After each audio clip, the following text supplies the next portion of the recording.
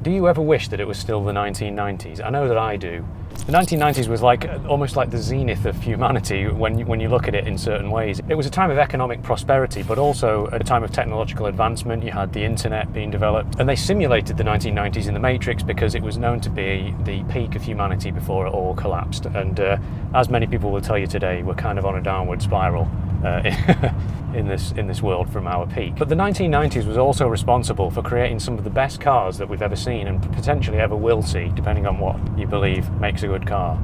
And there cannot be a more highly regarded car from that period than this, the E39 BMW 5 Series. It's a car that I've always wanted to know what is the fuss all about. I mean, it's clearly a very good car because people wouldn't be saying that if it wasn't. And well, thanks to my Uncle Matt, I'm now driving this absolutely superb 1998 BMW 535i, which is a 3.5 litre V8, and in this case with a manual gearbox, which is an incredibly rare option in this car. Most of them were automatics, and I can't wait to tell you all about this car.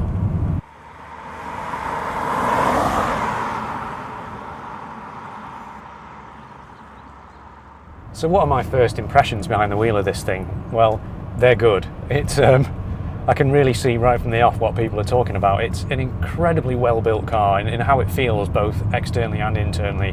When you open the door, the feeling in the door, it's so heavy, it's solid. The car shut lines are all absolutely perfect. The design of the car, the style of it, is very, very sort of Teutonic. It's simple, but it's quite handsome. It's not the most exciting looking BMW ever made, but it's not a bad looking one. Inside, you're greeted with one of the most well-made interiors that I've seen. It absolutely shouts 1990s at you. It's very black, it's very dark. Everything in here, you know, be it when you touch this panel here that hides the CD player, or you open the little cigarette lighter that's hidden away, it's all engineered cleverly. You know, things pop out in a sort of very pleasing and satisfying way. They feel like they've been built to last forever. Now, whenever a car lets you put in the date, so it tells you what today's date is, this car does that. It's got quite an advanced computer for its time. I always wonder what was the maximum date that they let you put in, and in this car it goes all the way up to 2094. Now that gives you an idea of how long BMW were planning for this car to last. You know, this car's done 80,000 miles, 89,000 miles, and everything in here is in fantastic working order. It's in real good condition. Now obviously that's credit to its previous owners and its current owner. You've got your classic BMW MPG meter, which is absolutely fantastically optimistic in this car. Now don't forget that this car's got a 3.5 litre V8 under the bonnet, and you're probably looking at about 23 miles per gallon average. But according to the car now, I'm getting about 50 MPG. Now that's not probably right. The fuel gauge has been just noticeably disappearing as I've been driving this around for not all that long. The heated seat controls, you turn the heated seat on and then you can dial it up into the exact sort of setting of heat that you want. The seats themselves are the most adjustable seats I've ever seen in a car. Like, obviously you've got all your standard forward, back, up and down with electric. You can do the headrest up and down as well. But then you've got all of the lumbar support, you've got the bolsters that come in and out, you've got the seat pad underneath you, you can raise the seat up, you can lower it down. And then finally, and this is, I've never seen this before in all of the cars I've reviewed thus far, is the fact that the top half of the seat folds forward separately to the rest of the back of the seat, which can also fold forward and backward. But I am surprised with all of the things that you get in this car, from things like the automatic rain sensing wipers, the automatic auto dim rear view mirror. You've got electrically adjustable steering column which goes in and out, up and down. You've got the memory seats which, you know, adjust into every last position that you would like and then saves it in the position that you want, along with the steering wheel which then gets out your way when you get out of the car. This car was an expensive car back in its day. It was over £30,000. In today's hyper-inflated world of money that makes no sense, this car would be at least £70,000. So you do get what you pay for. We'll have to start with that. It's not a cheap car, but today it is a cheap car. You can pick these cars up for hardly any money at all, and you're buying what is a very high quality car from the late 90s, early 2000s. So this version of the E39, it is kind of like the relaxing, comfortable version, although it does have a 235 horsepower 3.5 litre V8 petrol engine up front. This one's got like the very smooth suspension. It's got the small alloy wheels with the big fat chunky tyres, and I feel like I could just cover huge distances in this car, never get tired, because The seats are obviously contoured to my body perfectly, and the car just wafts along, floats along, and even the potholes of today in this year of 2024 where the roads are all pretty bad, it's just perfect for it. It's absolutely fabulous cruiser. Now, of course, they did do sportier versions of this car, the ones with the firmer suspension and the bigger wheels, and they'll probably feel a little bit more like a modern car compared to this one, and I don't mean that in a good way, because modern cars are all just very hard riding, or at least can be. If you can afford the petrol, which is a big ask, because, you know, even on a long run, in a long careful motorway run, you might get 28 miles per gallon, then this is an absolutely brilliant way to cover distance. Now, those wing mirrors are a little bit too small, probably, certainly by modern standards. You can't see much in them, and they're not that helpful when it comes to trying to manoeuvre this car and reverse it, you know, at night time and stuff. What's it like when you put your foot down? Second gear, 3,000 RPM, 30 miles an hour.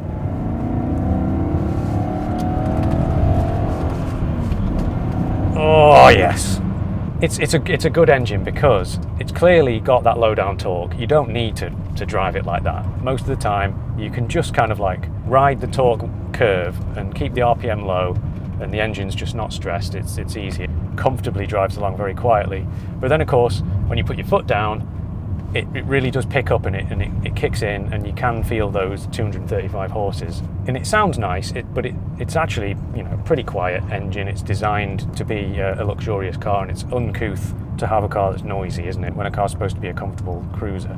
All of the petrol engines were at least 6-cylinder, which is really, really cool, because even the 520i, which you would assume was a 4-cylinder, which of course it would be these days, that was a 2-litre straight 6.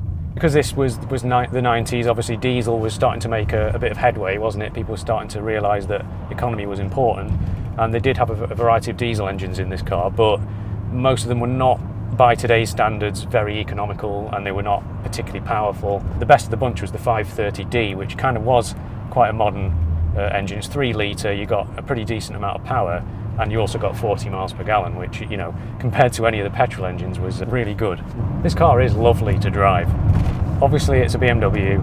They do pride themselves on building cars that are, you know, well balanced. It's a 50-50 weight distribution, and even with this very soft setup, it's incredibly impressive how it goes around the corner. Really, really enjoyable car. You know, it's quite a heavy car. I mean, they start from 1,650 kilos and they go up to sort of 1,800, which is heavy, but even with this soft setup car, it's so well judged. You know, the suspension is really, really good. It's very smooth and soft, but it's also hugs the ground, keeps you in contact with the road at all times. So the V8 cars with the recirculating ball steering, that is quite an old-fashioned style steering. Now, you've got rack and pinion in the 6-cylinder cars, and presumably to do with space and packaging reasons. And of course, rack and pinion is associated with a more direct and accurate feel. Apart from a bit of deadness around the centre, this is fine. I mean, it certainly suits the nature of this car. It's still an enjoyable car to hustle through a corner, and you know, maybe the steering's a bit slow. It's not got the quickest rack on it, but I wouldn't let it put me off. I certainly wouldn't choose a 6 over an 8 just because of that steering. And of course, all that time you've got that glorious V8 noise. Oh, listen to that!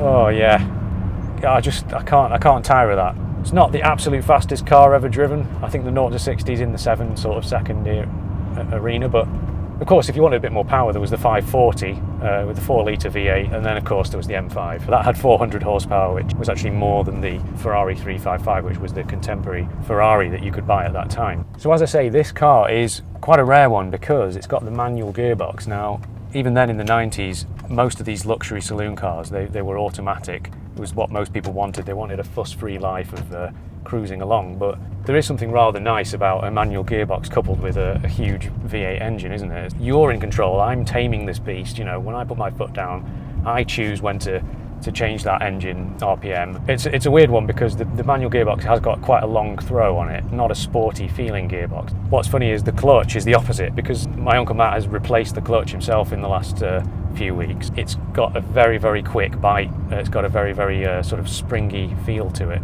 and it takes quite a bit of getting used to. I almost felt like I was learning to drive again. Now, it's a 5-speed manual, which kind of shows this car's age. You could get a 6-speed in the 540i and the M5. wonder what backseat JJ makes of this 90s masterpiece. What do you think, pal? To be honest, pal, the 90s were not all that. I don't know why you love them so much. You didn't get stuff like Tinder for a start. Cars didn't have sat-nav, and if they did, it was just basically total rubbish. Ah, yeah, well, you would say that. And of course, you couldn't stream music with Bluetooth to your car. Apart from that 90s rave scene, I don't know what all the fuss is, really. Anyway, I must say, it is nice back here. I mean, there's loads of room. There's loads of headroom. There's loads of leg room, even though it's set for JJ in front of me. There's a big transmission tunnel here for the prop shaft, so middle passenger's gonna not have too much space. But you've got these nice ashtrays here, which kind of like have a lovely soft cover on them. You've got cup holders in the back of the centre console as well, although they are broken on this car. A nice big place to store your old maps and stuff, because sat-nav didn't exist in the 90s. A little bottle holder type thing with some, again, carpeted material in there. There's a lovely little light up here. That's pretty cool. On the old C-pillar with the Hofmeister kink and everything. You've got Jesus handles. You've got the ski hatch, and that has like a sort of bag in it. If you've got like horrible dirty skis or something to put through the middle, this bag will like kind of like help keep all of that horrible dirt out from the middle of the car, which obviously you want. You've got this lovely soft material that runs all the way around the doors. You've got the wood, you've got the leather. Yeah, I mean, it's a nice car. It doesn't matter that it came from the 90s. It's obviously missing technology and stuff, but I do approve. All right, cheers, pal. Thank you.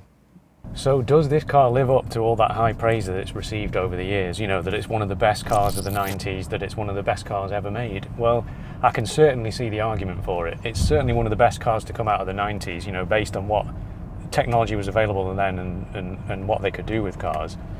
And of course, it depends on what you want from a car, whether it's one of the best cars ever made, because it's very uneconomical. It doesn't have a lot of the mod cons that, you know, a person might expect today, like sat-nav. And of course, that doesn't matter now because you can put a phone on the screen, but to some people that matters, you know, things like Bluetooth and all that. But as a car, it is a fabulous thing. Fabulous is the word. It's, you know, it's so well engineered, pretty practical, it's spacious, you know, you can fit lots of people in it, you can fit lots of things in it.